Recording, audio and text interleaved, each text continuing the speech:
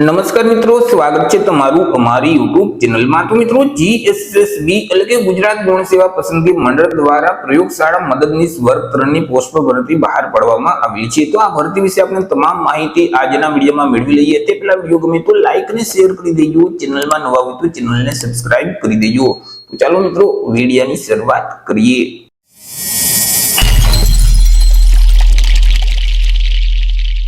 તો મિત્રો, આજે ભરતીનું નોટિફિકેશન છે તે જીએસએસબી એટલે કે ગુજરાત ગૌણ સેવા પસંદગી મંડળ ગાંધીનગર દ્વારા બહાર પાડવામાં આવ્યું છે। જીએસએસબી દ્વારા પ્રયોગશાળા મદદનીશ વર્ગ 3 ની પોસ્ટ પર ભરતી જાહેર કરવામાં આવી છે। તો સૌથી પહેલા આપણે વાત કરી લઈએ કંઈક અગત્યની તારીખ વિશે।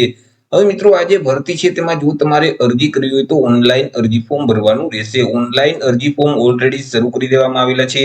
6/9/2025 થી અરજી ફોર્મ શરૂ કરવામાં આવેલા છે। 6/9/2025 થી લઈ અને 20/9/2025 સુધીમાં તમારે ઓનલાઈન અરજી ફોર્મ ભરવાનું રહેશે।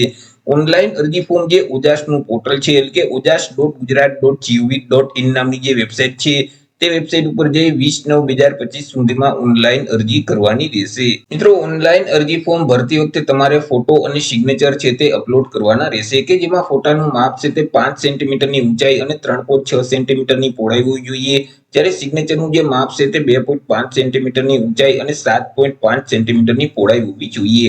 હવે તમે જે ફોટો અને સિગ્નેચરની ફાઇલ અપલોડ કરો છો તે ફાઇલનું ફોર્મેટ જેપીજી ફોર્મેટ હોવું જોઈએ અને ફાઇલની સાઇઝ છે તે 15 KB કરતા ઓછી હોવી જોઈએ। ફોટોગ્રાફ કેવો અપલોડ કરવાનો રહેશે તો કે તાજેતરનો પાસપોર્ટ સાઇઝનો ફોટોગ્રાફ તમારે અપલોડ કરવાનો રહેશે કે જેનું બેકગ્રાઉન્ડ છે તે વ્હાઇટ કલરનું હોવું જોઈએ। જો વ્હાઇટ સિવાય અન્ય કલરનું બેકગ્રાઉન્ડ હશે અને તમે તે ફોટોગ્રાફ અપલોડ કરશો તો તે ફોટોગ્રાફ છે તે માન્ય ગણાતું નથી। મિત્રો, અહીં ફોટાની નીચે ફોટો પડાવ્યાની તારીખ છે તે તમારે ફરજિયાત લખવાની રહેશે અને તે તારીખ છે તે 1 વર્ષ કરતા જૂની ન હોવી જોઈએ, એટલે કે તાજેતરનો પાસપોર્ટ સાઇઝનો ફોટોગ્રાફ તમારે અપલોડ કરવાનો રહેશે। તમે જે ફોટોગ્રાફ અપલોડ કરો છો તેની 4 થી 5 કોપી કાઢી તમારી પાસે રાખવાની રહેશે, કારણ કે મિત્રો, જ્યારે પરીક્ષા સમયે તમને હાજરી પત્રક એટલે કે કોલ લેટર આપવામાં આવશે તેમાં જે ફોટો ચોંટાડવાનો થશે તે ફોટોગ્રાફ એ જ ચોંટાડવાનો કે જે તમે ઓનલાઈન અરજી ફોર્મ ભરતી વખતે અપલોડ કરેલ છે।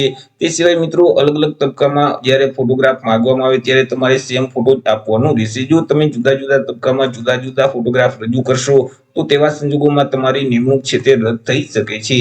વાત કરી લઈએ પે સ્કેલ એટલે કે પગાર ધોરણ વિશે કે ઉમેદવારોને કયા પગાર ધોરણ મુજબ પગાર આપવામાં આવશે। તો ઉમેદવારોને પ્રથમ 5 વર્ષ સુધી તો ફિક્સ પગાર મળવાપાત્ર થશે। દર મહિને ₹26,000 ફિક્સ પગાર આપવામાં આવશે। 5 વર્ષ પૂરા થઈ જશે એટલે પે મેટ્રિક લેવલ 2 મુજબ ઉમેદવારોને પગાર મળવાપાત્ર થશે, એટલે કે ₹19,900 થી લઈ અને 63,200 નું જે પગાર ધોરણ છે તે મુજબ ઉમેદવારોને પગાર આપવામાં આવશે। વાત કરી લઈએ મિત્રો જગ્યા વિશે કે કુલ કેટલી જગ્યા છે અને કેટેગરી મુજબ કેટલી જગ્યા રહેશે। તો કે કુલ મિત્રો 44 જેટલી જગ્યા પર આ ભરતી જાહેર કરવામાં આવેલી છે। આ જે 44 જગ્યા છે તેમાંથી બિન અનામત એટલે કે સામાન્ય વર્ગના જે ઉમેદવાર છે તેમના માટે 20 જગ્યા રહેશે। 20 માંથી 6 જગ્યા મહિલા માટે અનામત રહેશે। ઈડબ્લ્યુએસ એટલે કે આર્થિક રીતે નબળા વર્ગના જે ઉમેદવાર છે તેમના માટે 5 જગ્યા છે। 5 માંથી 2 જગ્યા મહિલા માટે અનામત રહેશે। એસસી એટલે કે અનુસૂચિત જાતિના ઉમેદવાર માટે 1 જગ્યા છે અને તે પણ મહિલા માટે અનામત રહેશે। એસટી એટલે કે અનુસૂચિત જનજાતિના ઉમેદવાર માટે 9 જગ્યા છે। 9 માંથી 3 જગ્યા મહિલા માટે અનામત રહેશે। ઓબીસી એટલે કે સામાજિક અને શૈક્ષણિક રીતે પછાત વર્ગના ઉમેદવાર માટે 9 જગ્યા છે। 9 માંથી 3 જગ્યા મહિલા માટે અનામત રહેશે। આવી રીતે મિત્રો કુલ 44 જેટલી જગ્યા પર આ ભરતી જાહેર કરવામાં આવેલી છે। આ જે 44 જગ્યા છે તેમાંથી 4 જગ્યા માજી સૈનિક માટે અનામત રહેશે। તે સિવાય મિત્રો 4 જગ્યા છે તે શારીરિક રીતે વિકલાંગ વ્યક્તિ માટે અનામત રહેશે। જે ઉમેદવાર મિત્રો સામાજિક અને શૈક્ષણિક રીતે પછાત વર્ગ એટલે કે એસસીબીસી કેટેગરીના ઉમેદવાર છે તો તેઓએ નોન ક્રિમિનલ સર્ટિફિકેટ આપવાનું રહેશે। હવે આ જે નોન ક્રિમિનલ સર્ટિફિકેટ છે તે કઈ તારીખથી કઈ તારીખ સુધીનું માન્ય ગણાશે તો કે તમારી પાસે જો રાજ્ય સરકારની નોકરી માટેનું ગુજરાતી ભાષાનું નોન ક્રિમિનલ સર્ટિફિકેટ હશે તો તે સર્ટિફિકેટ તમે 1/4/2023 થી લઈ અરજી ફોર્મ ભરવાની જે છેલ્લી તારીખ છે 20/9/2025 આ સમયગાળા દરમિયાન તમે મેળવેલ હશે તો તે પ્રમાણપત્ર માન્ય ગણવામાં આવશે। પરંતુ કેન્દ્ર સરકારની નોકરી માટેનું ઇંગ્લિશનું સર્ટિફિકેટ જો તમારી પાસે હશે તો તે સર્ટિફિકેટ 1/4/2025 થી લઈ અને અરજી ફોર્મ ભરવાની જે છેલ્લી તારીખ છે 20/9/2025 આ દરમિયાન તમે તે સર્ટિફિકેટ મેળવેલ હશે તો તે સર્ટિફિકેટ માન્ય ગણવામાં આવશે। એવી રીતે મિત્રો ઈડબ્લ્યુએસ એટલે કે આર્થિક રીતે નબળા વર્ગના જે ઉમેદવાર છે તેઓએ ઈડબ્લ્યુએસ નું પ્રમાણપત્ર આપવાનું રહેશે. હવે આ જે ઈડબ્લ્યુએસ નું પ્રમાણપત્ર છે તે તમારી પાસે રાજ્ય સરકારની નોકરી માટેનું જો સર્ટિફિકેટ હશે તો તે સર્ટિફિકેટ 21/9/2022 થી લઈ અને 20/9/2025 સુધીમાં તમે મેળવેલ હશે તો તે સર્ટિફિકેટ માન્ય ગણાશે. પરંતુ કેન્દ્ર સરકારની નોકરી માટેનું ઈડબ્લ્યુએસ નું સર્ટિફિકેટ તમારી પાસે હશે તો તે સર્ટિફિકેટ તમે 1/4/2025 થી લઈ અને 20/9/2025 સુધીમાં મેળવેલ હશે તો તે સર્ટિફિકેટ માન્ય ગણવામાં આવશે. વાત કરી લઈએ એજ લિમિટ એટલે કે વય મર્યાદા વિશે. અરજી ફોર્મ ભરવા માટે ઉમેદવારની ઉંમર કેટલી હોવી જોઈએ? તો કે ઉમેદવારોએ અરજી ફોર્મ ભરવાની જે છેલ્લી તારીખ છે 20/9/2025 તે તારીખને ધ્યાનમાં રાખી પોતાની ઉંમરની ગણતરી કરવાની રહેશે.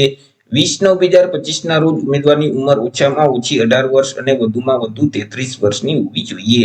પરંતુ અહીં જે અનામત વર્ગના ઉમેદવાર છે તો તેઓને સરકારશ્રીના નિયમ અનુસાર ઉંમરમાં છૂટછાટ આપવામાં આવશે. જેમ કે મિત્રો સામાન્ય વર્ગની જે મહિલા ઉમેદવાર છે તો તેઓને 5 વર્ષની છૂટછાટ મળવાપાત્ર થશે. અનામત વર્ગના જે પુરુષ અને મહિલા તમામ ઉમેદવાર છે તો તેઓને પણ 5 વર્ષની છૂટછાટ આપવામાં આવશે. દિવ્યાંગ ઉમેદવાર છે તો તેઓને 10 વર્ષની ઉંમરમાં છૂટછાટ મળવાપાત્ર થશે. માજી સૈનિક છે તો તેઓએ જે સંરક્ષણ સેવા બજાવેલ છે તે ઉપરાંત 3 વર્ષની ઉંમરમાં છૂટછાટ આપવામાં આવશે. તે સિવાય બાકી જે તમામ ઉમેદવાર છે તો તેમની ઉંમર 20/9/2025 ને ધ્યાનમાં રાખી ઓછામાં ઓછી 18 વર્ષ અને વધુમાં વધુ 33 વર્ષની હોવી જોઈએ. વાત કરી લઈએ એજ્યુકેશન ક્વોલિફિકેશન એટલે કે શૈક્ષણિક લાયકાત વિશે. કે અરજી ફોર્મ ભરવા માટે ઉમેદવારની શૈક્ષણિક લાયકાત કેટલી હોવી જોઈએ? તો કે ઉમેદવારોએ કોઈ પણ સરકાર માન્ય બોર્ડમાંથી વિજ્ઞાન પ્રવાહમાં ધોરણ 12 ની પરીક્ષા છે તે પાસ કરેલ હોવી જોઈએ. જે ઉમેદવારોએ ધોરણ 12 ની પરીક્ષા વિજ્ઞાન પ્રવાહમાં પાસ કરેલ હશે તે ઉમેદવાર આ ભરતીમાં અરજી ફોર્મ ભરી શકશે. સાથે સાથે ઉમેદવાર પાસે બેઝિક કોમ્પ્યુટરનું નોલેજ હોવું જોઈએ. ઉમેદવાર છે તે ગુજરાતી ભાષા અથવા તો હિન્દી ભાષા અથવા તો બંને ભાષાના જાણકાર હોવા જોઈએ. વાત કરી લઈએ કોમ્પ્યુટર સર્ટિફિકેટ વિશે. કે કોમ્પ્યુટરનું સર્ટિફિકેટ ક્યુ માન્ય ગણવામાં આવશે? તો કે ઉમેદવારોએ કોઈ પણ સરકાર માન્ય સંસ્થામાંથી તાલીમ આપતી જે સંસ્થા છે તેમાંથી બેઝિક કોમ્પ્યુટરની પરીક્ષા પાસ કરેલ હશે અને તેનું પ્રમાણપત્ર ઉમેદવાર પાસે હશે તો તે માન્ય ગણવામાં આવશે. અથવા તો ઉમેદવારોએ સરકાર માન્ય યુનિવર્સિટી છે અથવા તો કોઈ પણ જે સંસ્થા છે તેમાંથી કોમ્પ્યુટર જ્ઞાન અંગેનો કોઈ પણ ડિપ્લોમા કે ડિગ્રી સર્ટિફિકેટ કોર્સ પાસ કરેલ હશે અને તેનું પ્રમાણપત્ર કે માર્કશીટ ઉમેદવાર પાસે હશે તો પણ તે માન્ય ગણવામાં આવશે. અથવા તો ઉમેદવારોએ કોઈ પણ ડિગ્રી કે ડિપ્લોમાનો જે અભ્યાસક્રમ કરેલ છે તે અભ્યાસક્રમમાં કોમ્પ્યુટર વિષય રાખેલ હશે અને તેનું પ્રમાણપત્ર ઉમેદવાર પાસે હશે તો પણ તે માન્ય ગણવામાં આવશે. અથવા તો જે ધોરણ 10 કે 12 ની પરીક્ષા પાસ કરેલ છે તે પરીક્ષા કોમ્પ્યુટર વિષય સાથે પાસ કરેલી હશે અને તેનું પ્રમાણપત્ર ઉમેદવાર પાસે હશે તો પણ તે માન્ય ગણવામાં આવશે. પરંતુ અરજી ફોર્મ ભરતી વખતે ઉમેદવારોએ બેઝિક કોમ્પ્યુટરની પરીક્ષા પાસ નથી કરેલ તો પણ હાલ અત્યારે ઓનલાઈન અરજી ફોર્મ ભરી શકશે. જ્યારે નિમણૂક આપવામાં આવે તો નિમણૂક પહેલા ઉમેદવારોએ બેઝિક કોમ્પ્યુટરની પરીક્ષા પાસ કર્યાનું પ્રમાણપત્ર છે તે ફરજિયાત રજૂ કરવાનું રહેશે. જો નિમણૂક વખતે પ્રમાણપત્ર રજૂ નહીં કરી શકે તો તેવા સંજોગોમાં ઉમેદવારની પસંદગી છે તે રદ કરી દેવામાં આવશે. વાત કરી લઈએ પરીક્ષા ફી વિશે. કે કયા ઉમેદવારોએ કેટલી પરીક્ષા ફી ભરવાની રહેશે? તો અહીં તમામ વર્ગના ઉમેદવારોએ પરીક્ષા ફી ભરવાની છે. કે જેમાં બિન અનામત વર્ગના જે પુરુષ ઉમેદવાર છે તો તેઓએ પરીક્ષા ફી તરીકે ₹500 ભરવાના રહેશે. તે સિવાય અનામત વર્ગના જે તમામ ઉમેદવાર છે જેમ કે તમામ વર્ગની મહિલા ઉમેદવાર છે, સામાજિક અને શૈક્ષણિક રીતે પછાત વર્ગના ઉમેદવાર છે, અનુસૂચિત જાતિ અનુસૂચિત જનજાતિના ઉમેદવાર છે, આર્થિક રીતે નબળા વર્ગના ઉમેદવાર છે, દિવ્યાંગ અને માજી સૈનિક છે તો આ તમામ અનામત વર્ગના જે ઉમેદવાર છે તો તેઓએ પરીક્ષા ફી તરીકે ₹400 ભરવાના રહેશે. જો ઉમેદવાર પરીક્ષા આપશે, પરીક્ષામાં હાજર રહેશે તો તેવા સંજોગોમાં તેઓએ જે પરીક્ષા ફી ભરેલ છે તે ફી પરત કરી દેવામાં આવશે. પરીક્ષા ફી છે તે તમારે ઓનલાઈન જ ભરવાની રહેશે. 23/9/2025 સુધીમાં તમે ઓનલાઈન પરીક્ષા ફી ભરી શકશો. તમે net banking, credit card, debit card અથવા યુપીઆઈ ના માધ્યમથી પરીક્ષા ફી ભરી શકશો. વાત કરી લઈએ મિત્રો પરીક્ષા પદ્ધતિ વિશે એટલે કે સિલેક્શન પ્રોસેસ વિશે. કે ઉમેદવારનું સિલેક્શન કેવી રીતે કરવામાં આવશે? તો ઉમેદવારનું જે સિલેક્શન છે તે એક સ્પર્ધાત્મક પરીક્ષાના માધ્યમથી કરવામાં આવશે. આ જે પરીક્ષા છે તે હેતુલક્ષી પ્રકારની રહેશે એટલે કે તેમાં એમસીક્યુ પ્રકારના પ્રશ્ન પૂછવામાં આવશે. તમને જે ક્વેશ્ચન પેપર આપવામાં આવશે તેમાં અલગ અલગ 2 વિભાગ હશે. વિભાગ એ અને વિભાગ બી બંને વિભાગ ફરજિયાત આપવાના રહેશે અને બંને વિભાગમાં પાસ થવું ફરજિયાત રહેશે. કે જેમાં વિભાગ એ છે તેમાં કુલ 60 એમસીક્યુ પ્રકારના પ્રશ્ન પૂછવામાં આવશે. એક પ્રશ્નનો 1 માર્ક એટલે કે 60 માર્કનો વિભાગ એ રહેશે કે જેમાં તાર્કિક કસોટીઓ અને ડેટા ઇન્ટરપ્રિટેશનને લગતા જે પ્રશ્ન છે કે રીઝનિંગ પ્રકારના જે દાખલાઓ છે તેવા 30 દાખલાઓ પૂછવામાં આવશે કે જેમના 30 માર્ક રહેશે. ગાણિતિક કસોટીઓ એટલે કે ગણિત સંબંધિત જે દાખલાઓ છે તેવા પણ 30 દાખલાઓ પૂછવામાં આવશે કે જેમના પણ 30 માર્ક રહેશે. આવી રીતે વિભાગ એ છે તે કુલ 60 માર્કનો રહેશે.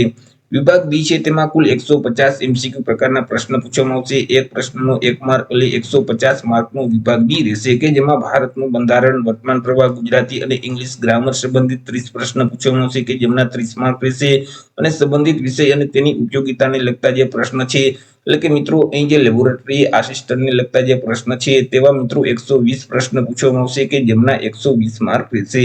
આવી રીતે વિભાગ એ માં 60 પ્રશ્ન, વિભાગ બી માં 150 પ્રશ્ન એટલે કે કુલ 210 પ્રશ્ન પૂછવામાં આવશે. 210 માર્કનું પેપર રહેશે. પેપર લખવા માટે તમને 3 કલાકનો સમયગાળો આપવામાં આવશે. આ જે પરીક્ષા છે તેમાં માઇનસ પદ્ધતિ લાગુ પડશે. જો તમે પ્રશ્નનો જવાબ છે તે ખોટો ટીક કરશો તો તમે જે પ્રશ્નનો સાચો જવાબ આપેલ છે અને તમને 1 માર્ક મળેલ છે તેમાંથી 1/4 માર્ક એટલે કે 0.25 માર્ક માઇનસ કરી દેવામાં આવશે. આ જે પરીક્ષા છે તેમાં મિત્રો બંને વિભાગમાં પાસ થવું ફરજિયાત રહેશે કે જેમાં મિત્રો તમામ ઉમેદવારોએ વિભાગ એ માં 40% ફરજિયાત લેવાના રહેશે પાસ થવા માટે અને વિભાગ બી માં પણ 40% ફરજિયાત પાસ થવા માટે લેવાના રહેશે. તો આવી રીતે મિત્રો ગુજરાત ગૌણ સેવા પસંદગી મંડળ દ્વારા પ્રયોગશાળા મદદનીશ વર્ગ 3 ની પોસ્ટ પર ભરતી જાહેર કરવામાં આવેલી છે. તો આશા રાખું છું વિડીયો પસંદ પડ્યો હશે. વિડીયો પસંદ પડ્યો તો લાઈક અને શેર કરી દેજો. ચેનલમાં નવા હોય તો ચેનલને સબસ્ક્રાઇબ કરી દેજો. ફરી મળીશું એક નવા ટોપિક સાથે એક નવા જ વિડીયોમાં. ત્યાં સુધી જય હિન્દ, વંદે માતરમ.